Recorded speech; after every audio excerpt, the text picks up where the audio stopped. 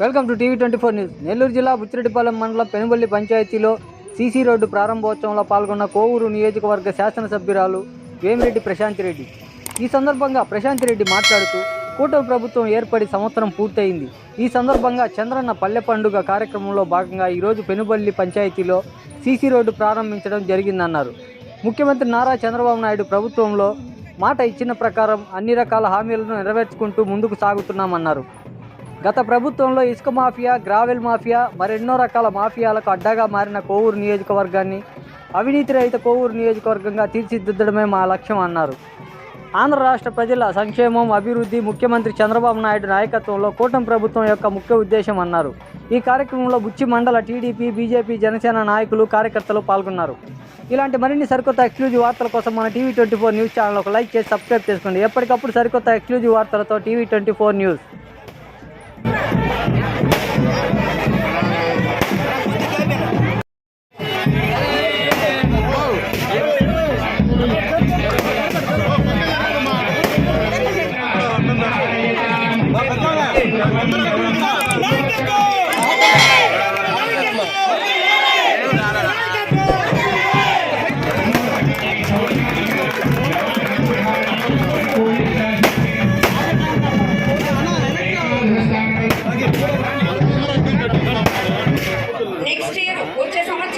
మనం తప్పకుండా కాలువలు వేసుకుంటాం. పెనుబల్లిలో ఎటువంటి డెవలప్మెంట్ ఉందో అన్ని చేస్తాం. సరేనా?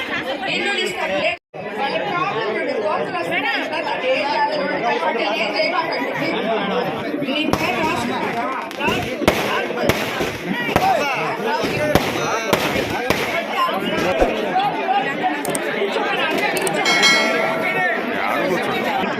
బుచ్చిరెడ్డిపాలెం మండలం పెనుబల్లి పంచాయతీ నందు 10 లక్షలతో నూతనంగా ఏర్పాటు చేసిన సీసీ రోడ్ ప్రారంభోత్సవ కార్యక్రమంలో పాల్గొన్న తెలుగుదేశం నాయకులకి, కార్యకర్తలకి, అదేవిధంగా జన సైనికులకి, బీజేపీ నాయకులకి, కార్యకర్తలకి, ముఖ్యంగా పెనుబల్లి గ్రామ ప్రజలకి అందరికీ కూడా ధన్యవాదాలు తెలుపుకుంటున్నాను.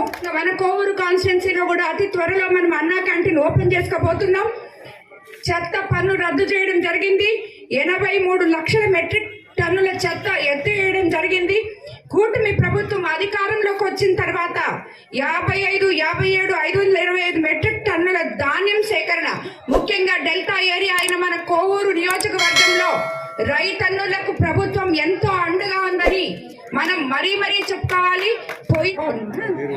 ఏరువాక పౌర్ణమి పండుగ కూడా జరుపుకున్నాం. రాబోయే రోజుల్లో కూడా కోవూరు నియోజకవర్గంలో మన రైతన్నందరూ సుపక్షంగా ఉండాలని ఆ దేవుడిని ప్రార్థించడం జరిగింది. 1,50,342 మంది రైతులకు 13,584 కోట్లు చెల్లింపు. ధాన్యం రైతులకు గత ప్రభుత్వం బకాయిలు పెట్టిన 1,674 కోట్లు కూడా అధికారంలోకి వచ్చిన 2 నెలల్లోనే చెల్లించింది మన కూటమి ప్రభుత్వం.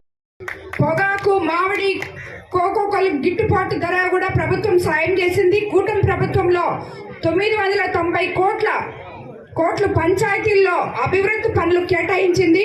అదేవిధంగా 4,500 కోట్లతో గ్రామాల్లో మళ్లీ వెలుగులు, 30,000 పనులకు శ్రీకారం చుట్టాం. రాష్ట్రానికి మళ్లీ పెట్టుబడులు. ఇంకా ఇంతే కాకుండా ప్రతి కాన్స్టిట్యున్సీలో ఎంఎస్ఎంఈ పార్కులు ఏర్పాటు చేయడం జరిగింది. దీనివల్ల యువత ఎవరైతే ఉపాధి లేకుండా ఉన్నారో రాబోయే రోజుల్లో యువతకి ఉపాధి కల్పించే కార్యక్రమాలు కూడా చేపట్టబోతున్నాం. అదేవిధంగా మన విద్యాశాఖ మంత్రి లోకేష్ బాబు ఆధ్వర్యంలో స్కూళ్ళన్నీ ఉన్నత శిఖరాలకి వెళ్ళబోతున్నాయి. విద్యా వ్యవస్థ ఉన్నత శిఖరాలకి పోబోతుంది. ఒక క్లాస్ కి ఒకే టీచర్ అనే కాన్సెప్ట్ తో విద్యని ముందుకు తీసుకెళ్ళగలుగుతున్నాం. మధ్యాహ్నం భోజనంలో మంచి భోజనం అందజేయడానికి కూడా రేపు రాబోయే రోజుల్లో ఆయన కృషి చేస్తున్నారు. తల్లికి వందనం ఇవ్వబోతున్నాం స్కూల్ ఓపెన్ చేసే టైంకి. అలాగే రైతన్నలకి అన్నదాత సుఖీభవ కింద 20,000 3 విడతలు కూడా ఇవ్వబోతున్నాం. ఆగస్టు 15 కంతా మహిళలకు ఉచిత బస్సులు ఇవ్వబోతున్నాం.